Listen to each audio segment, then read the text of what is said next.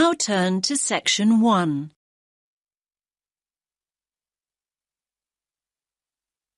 You will hear a woman phoning about an event at a botanic garden.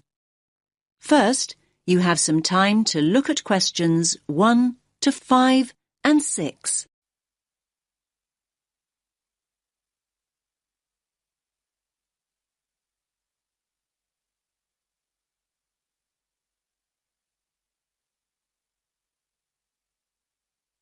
Listen carefully to the first part of the conversation and answer questions 1 to 4. Good morning, you're through to the treehouse at the Botanic Garden. How can I help? Oh, hello. I'd like to book a place on the, Japanese floral art workshop. Ah, yes. Do you mean our workshop on the 16th? No, it's on the 6th. Saturday the 6th. Ah, yes.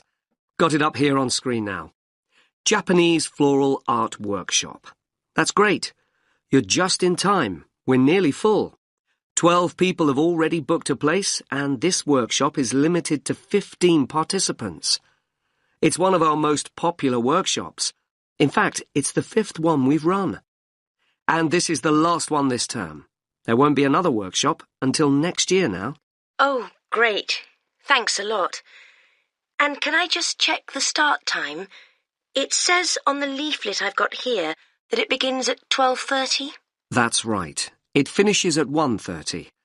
Most of our other workshops are only half an hour long, but this one is longer. In fact, we're thinking of running some longer ones in the future. Oh, I see. Well, I'm really glad it lasts for a full hour. I don't think I would be able to come up with any kind of floral arrangement in less time than that.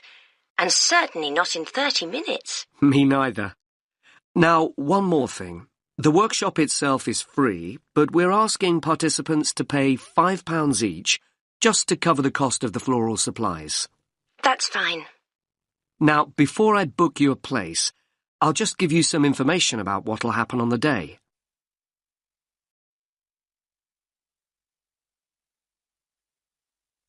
Now listen to the next part of the conversation and answer questions 5 and 6.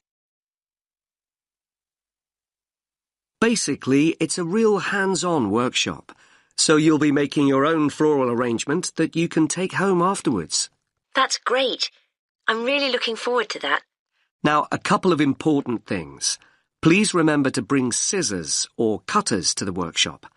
Unfortunately, we only have a limited number of pairs to lend people who forget them on the day. Last year, some participants ended up using penknives, which are not at all suitable for floral arranging. Right. I'll make a note of that. And you'll also need to bring your own container. Do you mean a bag, that sort of thing? No, you need a shallow container. Basically, it has to be shallow with a wide base, so that you can use it to work on your arrangement. It can be pottery, wood, plastic, whatever you like. Oh, of course. I see. I'm sure I can find something suitable. And when you arrive for the workshop, ask for Elizabeth Macmillan. She's leading the event. She's a really experienced workshop leader. She's been running the event for us for many years, so you'll certainly be in good hands. That's good to know. Now you have some time to look at questions 7 to 10.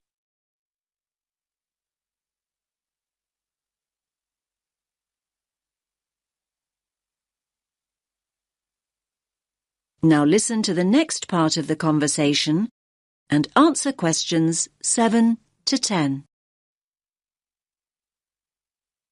Now, I'll just take your details for the booking form.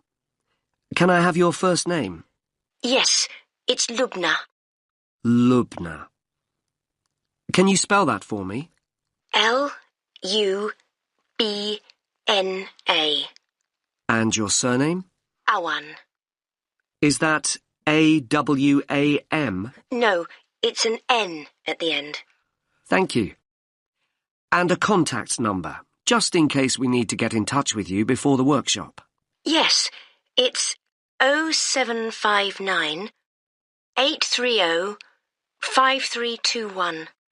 Thanks. That's all the information we need. So that's you booked in. Oh, actually, just one more thing. Would you like to be on our mailing list? This means that we can send you information about future events and workshops. All we need is your email address. Yes, that's great. My email address is lawan25@yahoo.com. OK, I'll just read that back. LAWAN25@yahoo.com. Yes, that's correct. OK, I'll pop all your details on the system and we'll see you at the workshop next weekend. Thanks a lot for your help. Bye. That is the end of section 1. You now have half a minute to check your answers.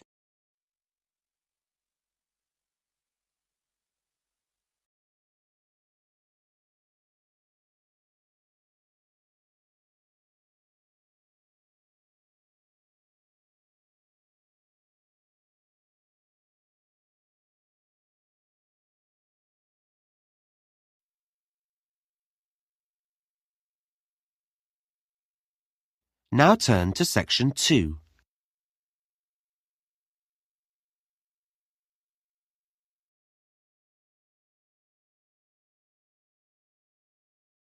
Track 21. Section 2. You will hear someone talking on the radio about a running event. First, you have some time to look at questions 11 to 17.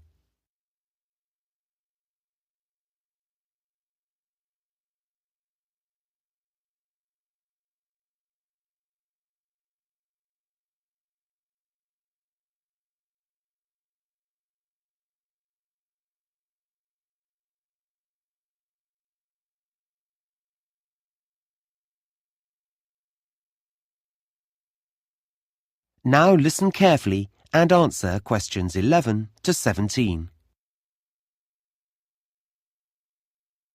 Now, we're grateful to Fred McKinnon for coming into the studio today to give everyone a few tips about the city marathon that's taking place next Saturday. Thanks, Shweta. Yes, we're all very excited about the big event. Let me just remind listeners that a marathon is a 26-mile or 42-kilometre race, and this year we have 12,000 runners taking part. So, if you're thinking of going out to support the runners, and I know that many of you are, here are some tips to help make your day more enjoyable. First of all, be certain to plan your day. Don't leave everything to the last minute. Many roads are going to be closed. We don't have exact times for these closures yet, but my big advice to you is don't rely on your car to get you anywhere. In fact, the best way to get around the town will be on foot. You may choose to cycle, but you still won't be able to go on roads near the runner's route. Now, we did a broadcast last week in which we told all our runners to wear the right kind of shoes, and I'm going to tell you to put on sensible clothes. A lot of visitors will be coming to the city. You may be hunting for someone in the race that you want to support. The weather may be hot or it may be wet, which leads me on to another thing. Make sure you look at the forecast on Friday night. If it's going to rain, take an umbrella. And if it's going to be hot, take some drinks. However, please don't try to pass these to the runners. We already have hundreds of volunteers who'll be standing on the roadside, so let them give out the drinks.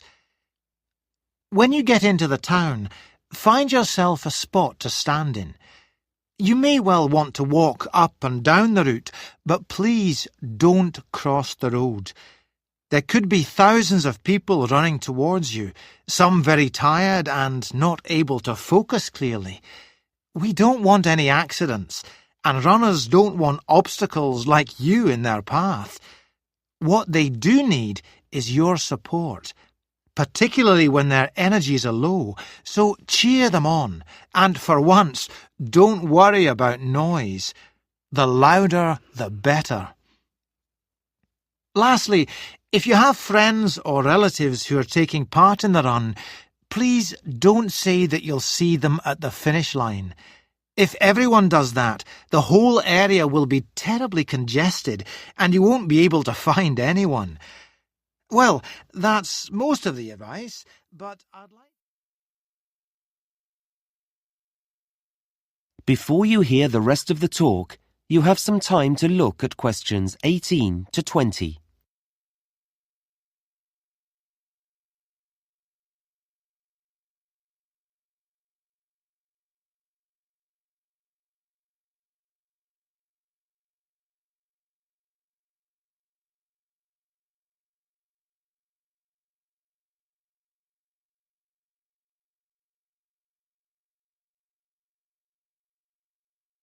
Now listen and answer questions 18 to 20. Now, I mentioned transport earlier, and I've just got a few more bits of information about travel on the day. As I said before, roads in the town centre will be closed, but if you need to be picked up at your home, then you could take a taxi some of the way.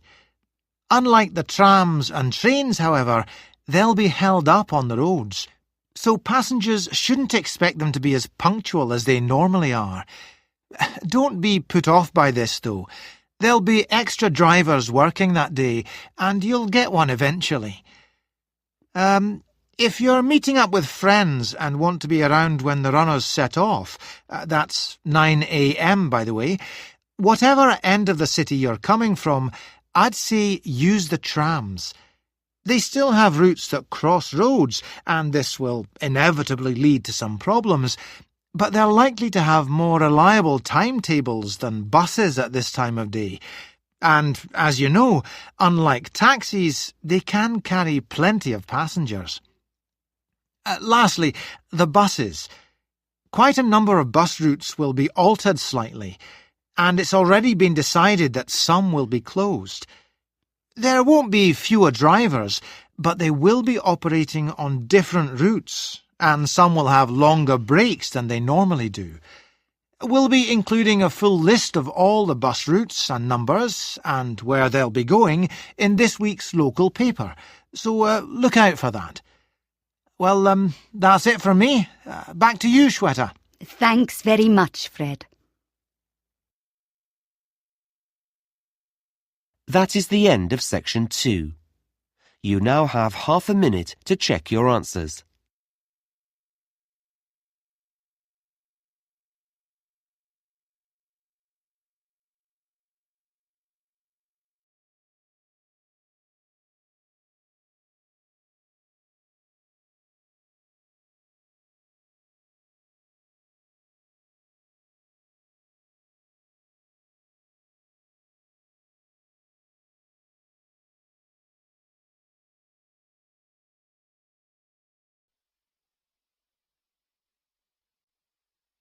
Now turn to section 3. Section 3. You will hear a tutor and 2 students discussing the crop rice. First, you have some time to look at questions 21 to 24.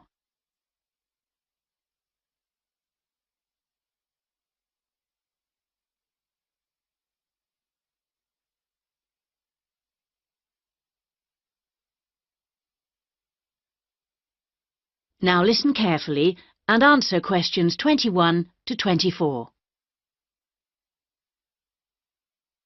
Good morning, everyone. So, following on from our tutorial on European agriculture last week, Daisy and Eric are going to talk about the most commonly grown crop in Asia, which is, of course, rice. Eric, can you tell us what you've been working on? Yes, sure. We've been looking at the role of rice in a number of countries, how it's grown, ways of increasing production. As I'm sure you know, rice is the staple diet throughout Asia and, in fact, 90% of the world's rice is grown and eaten there. Daisy's got some background on that. Well, rice was originally a wild plant which started out in the tropical regions of Asia. But there are literally hundreds of varieties today, and each with different qualities. For instance, one will survive floods, while another will grow in relatively dry conditions. A third has a really lovely smell. But wherever it grows, rice needs a lot of water. What do you mean by a lot? Well, it takes about 5,000 litres to get a kilogram of rice. This can be supplied either naturally or by irrigation. And as most rice-growing countries suffer from unpredictable weather, including drought, water management really is the key. Research has become so important now that each rice-growing country in Asia has its own research institute. Whether we're talking about Japan, China or Bangladesh, and they're all coordinated by a group in the Philippines called the International Rice Research Institute. Interesting. Bangladesh, for instance, has been successfully using different rice varieties and fertilizers for 30 years. But because it's such a flat delta country, it's very difficult for the water to drain away after the monsoon season, so they need to find special rice crops that can survive the floods. And with global warming, the situation is more urgent than ever. Before you hear the rest of the discussion, you have some time to look at questions 25 to 30.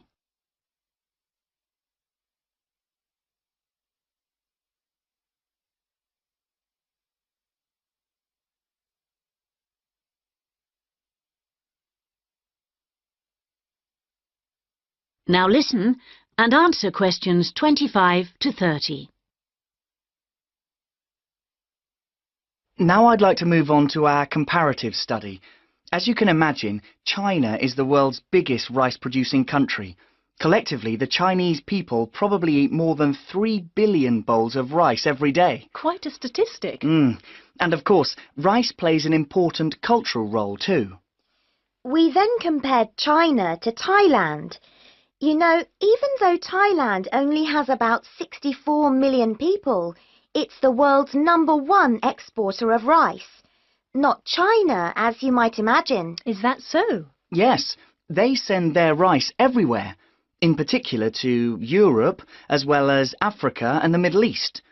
Apparently, the fact that jasmine rice is growing in popularity is one reason why Thailand's rice export industry is doing so well.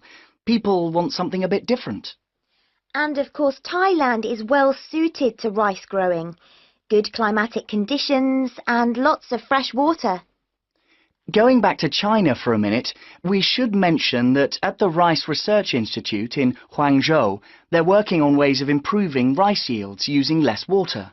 By yields, you mean the amount they can grow? Yes, they're trying to find ways to get more rice from less land, improve the taste, but also have other things in it besides carbohydrates, so that it's healthier, better for you. Good idea, considering it's the staple food. And then you've got Japan, which is totally self-sufficient when it comes to rice.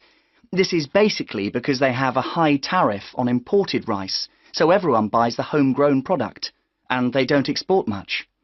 Yes, but you know, even though rice is a kind of sacred crop there, consumption is only half what it was in the 1960s. This trend isn't evident in Thailand or China. Interesting that you mentioned how rice is almost sacred in Japan, because I believe in Thailand it also plays an important cultural role. Absolutely. They have the royal ploughing ceremony every year, which the king always attends, and he actually scatters a new stock of seed to the farmers, who pour into Bangkok for the event. What about the global interest in organic farming? Is there such a thing as organically grown rice? Yes, indeed. And the Japanese are getting quite a taste for it, apparently. There's an experimental farm near the city of Akita in the Japanese rice belt, famous for its sake, by the way, which has pioneered organic rice production, and now it's sold all across the country. It's a bit like the recent popularity of jasmine rice in Thailand, but that's for the export market, of course. Interesting how attitudes change, isn't it? That is the end of section 3. You now have half a minute to check your answers.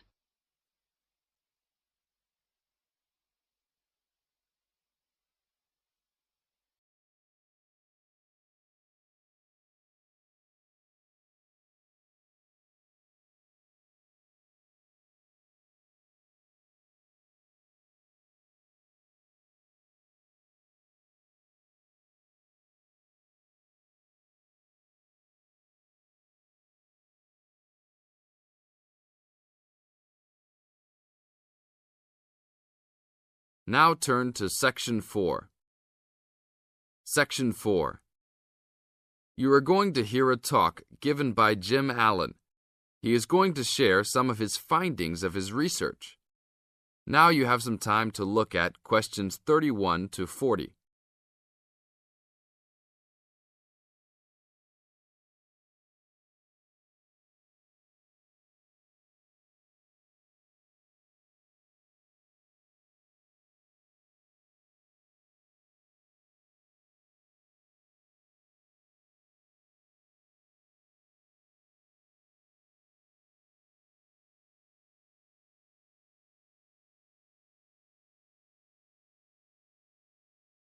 Now, listen carefully and answer questions 31 to 40. Good morning. Today we'll be hailing from Jim Allen, who will be sharing some of the findings of his research project from last term. Jim. Thanks. Well, to start with, a little bit of background about the project. As you can see, our title is something that is relevant to everybody in this part of the world: water safety. These days, there's a lot more to water safety because of the increasing number and range of boats and other things people use on public waterways. I'd become interested through reports on radio about the number of incidents involving small powerboats and individual watercraft such as jet skis. It seemed to me that because these craft were essentially recreational and didn't require licenses to use, there was very little opportunity to influence the users towards being safety conscious. So, I decided to make this the focus of the project. For the research, we mainly relied upon talking to people, asking them questions in preference to using a written questionnaire. We interviewed a wide range of people at a number of popular swimming locations over 2 consecutive weekends and asked them what they'd observed or experienced themselves. The respondents were both male and female, but the men were just slightly in the majority. We were pleased with their willingness to talk about the subject, and all told, interviewed 145 people over the 2 weekends. So, what were the findings? As you can see, 86% of people reported having had some type of problem.